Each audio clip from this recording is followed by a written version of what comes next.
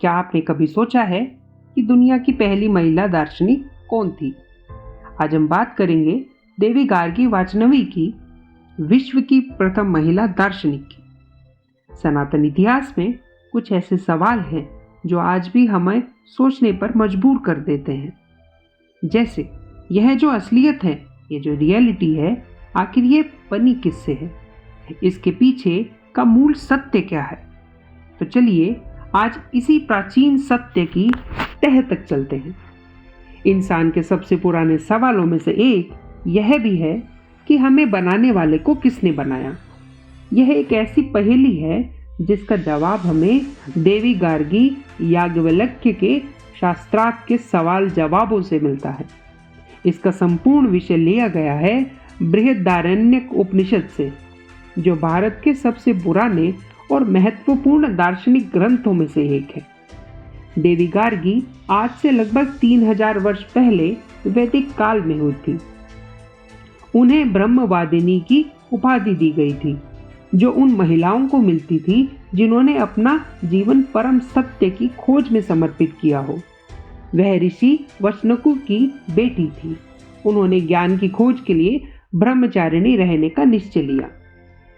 अब देखिए, परम सत्य की खोज के लिए प्राचीन भारत में एक बहुत ही शानदार परंपरा थी, शास्त्रार्थ। यह कोई मामूली बहस नहीं होती थी, बल्कि ज्ञान और तर्क के जरिए ब्रह्मांड के सबसे बड़े रहस्य को सुलझाने का एक जरिया होता था, एक अनुशासनात्मक तरीका होता था। तो हमारी कहानी शुरू होती है बृहदारण्यक उपनिषद में वर्णित राजा जनक के दरबार से। राजा जनक ने एक बहुत बड़ा यज्ञ करवाया था और वह यह जानना चाहते थे कि वहां जितने भी ब्राह्मण मौजूद हैं, उन सब में सबसे बड़ा ब्रह्मज्ञानी कौन है। तो राजा ने एक जबरदस्त चैलेंज रखा। 1000 गायें और हर गाय के सींग पर 10-10 सोने के सिक्के बंधे हुए थे। ऐलान हुआ कि यहाँ जो भी खुद को सबसे बड़ा ब्रह्मज्ञानी साबित करेगा, वह यह सब कुछ अपने घर ले जा सकता है। सभा में सन्नाटा था। कोई भी ऋषि आगे आने की हिम्मत नहीं कर रहा था।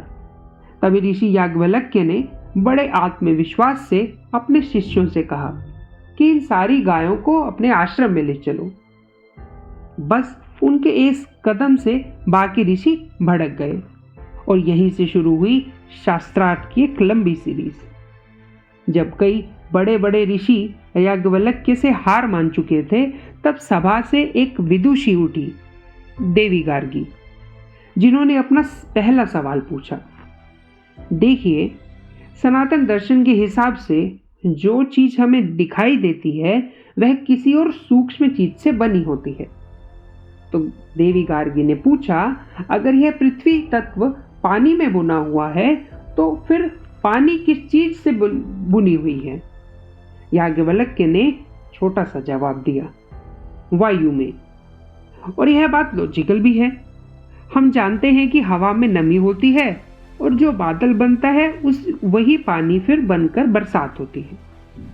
जो इस तरह जल तत्व वायु तत्व से ही पैदा हुआ माना जाता है। लेकिन देवी गार्गी यहाँ रुकने वाली नहीं थी। उन्होंने तुरंत याज्ञवल्क्य के जवाब को ही अपना अगला सवाल बना लिया। अच्छा, तो फिर यह बताइए कि वायु किस में बुनी हुई है? उनकी जिज्ञासा उन्हें और गहराई में ले जा रही थी।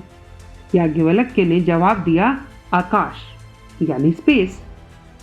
हवा भले ही हमें दिखाई न दे, लेकिन उसे होने के लिए जगह तो चाहिए, मतलब आकाश। हर फिजिकल चीज को स्पेस की जरूरत होती है। इसके बाद तो गार्गी के सवाल का सिलसिला आकाश से भी आगे चला। वो एक एक करके अस्तित्व के अलग अलग लेवल्स या लोकों के बारे में पूछने लगी। गंधर्व लोक, आदित्य लोक, चंद्रलोक, देवलोक। वो एक एक करके मानो ब्रह्मांड की सीढ़ियां चढ़ गई हो और आखिर में पहुंची ब्रह्मलोक तक, यानी कि परम चेतना के लोक तक।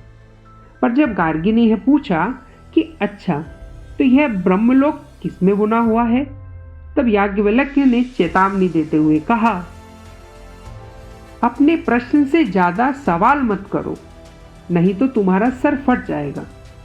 मतलब वो यह कह रहे थे कि कुछ चीजें तर्क और लॉजिक से परे हैं, और यहीं पर पहला शास्त्रार्थ खत्म हुआ। लेकिन गार्गी ने हार नहीं मानी थी। वो कुछ समय बाद फिर से लौटी, और इस बार उनके पास सिर्फ 2 सवाल थे।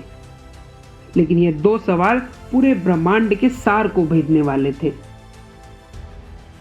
उनका पहला सवाल था, वो कौन सा एक तत्व है जिसमें है सब कुछ, जो आकाश के ऊपर है, जो पृथ्वी के नीचे है, जो भूत, वर्तमान और भविष्य में बुना हुआ है।